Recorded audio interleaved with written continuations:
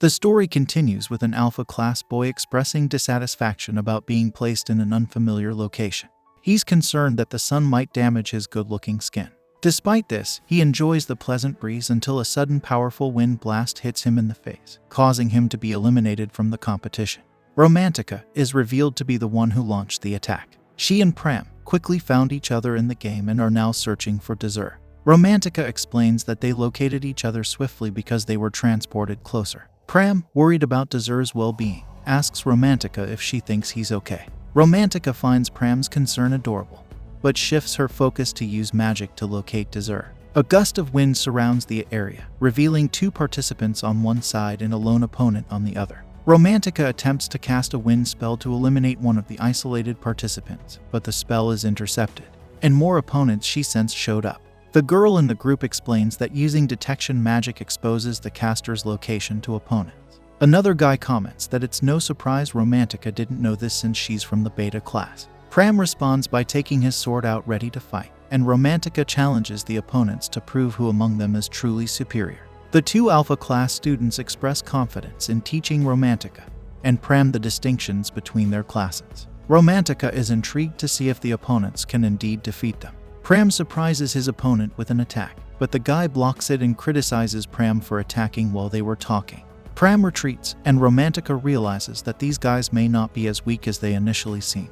The alpha class guy reassures his partner, but advises her to stay on guard. Everyone gets ready for a fight as the official match is about to start. Pram and the guy dash towards each other, clashing in the middle. They reach a stalemate and return to their positions. The lady from the alpha class fires a spell, but Pram easily dodges it. He moves around the battlefield so quickly that the alpha class girl questions if he's really from the beta class. The guy gets frustrated with Pram's speed and tries to obstruct his vision by slamming his blade on the ground, creating dust to cover the battlefield. He orders his partner to use area magic to blast away Pram, but Romantica has already located her and takes her out with a wind strike.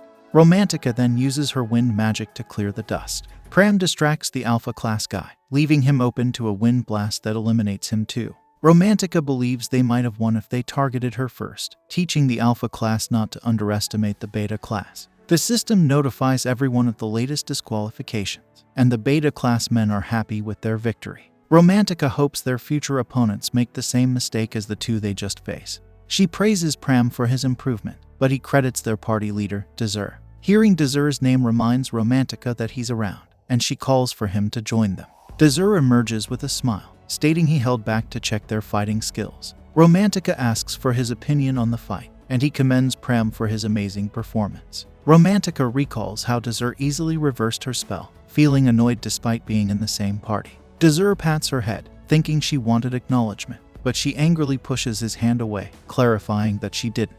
The lady warns Desir never to touch her head again. Desir shifts his attention to the skies as clouds cover the area. Red lightning is produced, and the clock tower emits a magical wave. Time passes, and a strong party leader uses fire magic to defeat an opponent, reminding them it's not personal. As the system announces that the number of participants is down to 8, the Desir tell the 2 that there are 2 ways to get promoted to the alpha class, finishing first by clearing the shadow world or surviving and placing in the top 9.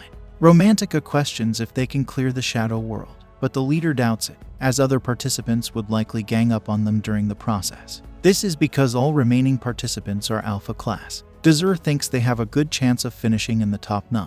He believes that if the other parties clash, more people will be disqualified. Since only 18 people are left, if 9 more are disqualified, they win. Romantica doesn't think it'll be as easy as Desir makes it sound, but Pram is confident, drawing a picture of everyone in the party. Suddenly, it starts raining. Pram spots a nearby tree for shelter. Desir realizes it won't stop soon, and Pram thinks it's nice, as they can enjoy their time together. Romantica reflects on how these moments with her party make her wonder if she would have aimed for alpha class if she hadn't joined them. She thinks about what would have happened if she had accepted Donna's invitation while hiding the truth. Judging from Donata's reaction after she turned him down and confessed her commoner roots, she knows the fallout would have been bad. Desir pats her head, assuring her not to worry, and promises that they are truly getting stronger. However, she internally finds Desir to be a weirdo and warns him not to touch her head, also mentioning how annoying his smile is. On the contrary, Pram likes Desir's smile. Romantica looks away and smiles because she loves the party so much. Suddenly, a ring from the clock tower catches everyone's attention. Desir reminds them they are studying the previous clock tower as it chimes. The announcer reveals that the tower is a high-level magical device producing demons every hour. The tower generates lightning, shoots it into the sky, gathers it, processes it, and fires it to the ground, opening a crevasse. Red eyes shine from the darkness within the hole, and the announcer informs everyone that a survival quest has been generated. The clock tower has produced a new monster, and participants must survive the assault.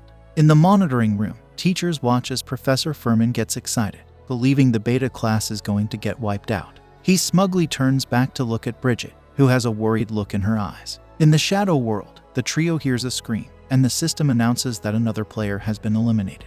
Desir instructs his party to step back while he figures out the situation. They notice a bad smell, and the ground breaks as a monster approaches. Desir orders the others to be on guard, and a demonic rat pops out. The trio recalls their traumatic experience with rats during HQ cleaning. The rat screams, and Desir senses trouble, telling his party to run. A pack of rats emerges, identified as Kildram mice, creatures that control other mice for battle and enjoy human blood. Desir suspects other parties are also under attack. Romantica fires a wind spell, but it doesn't work. The trio runs, jumping over a giant tree trunk blocking the path, while the rats follow. Desir reveals they must beat the one in command hiding in the pack. Desir lures it out using his blood, and Romantica hits it with a wind attack. The creature falls but quickly recovers, showing high magical resistance. Desir orders a retreat, but Pram casually walks into the sea of rats. Desir shouts worriedly, but Pram seems unfazed. Meanwhile, Blue Moon loses a member to the rats, and the Red Cloak party faces a similar problem. With the Beta squad, Pram stands in the center of the rat tornado, attempting to find the commander while being attacked. Pram believes the commander must have sustained damage from Romantica's spell. On the other side, Desir tries frantically to clear a path for Pram, but it doesn't work. Romantica offers to use her spell, but the leader is concerned it might hit Pram.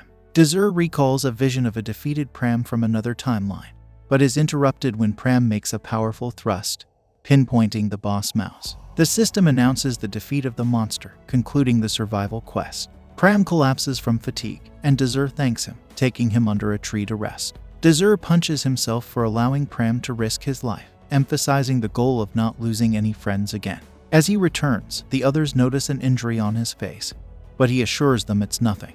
Desir asks Pram how he is. Pram says that he is good now. Desir then points to the previous clock tower as their destination. Desir pledges to take the perfect route to reach his goal, and not make the same mistake again. During this time, Blue Moon and the Red Cloak parties take care of their issues. The Green Cloak party leader, an archer, swiftly eliminates the monster and scolds a subordinate for letting his guard down. The leaders of the 4 remaining parties are shown. This brings an end to our video. If you enjoyed it, then don't forget to like, share and subscribe our channel, Annie Explainer.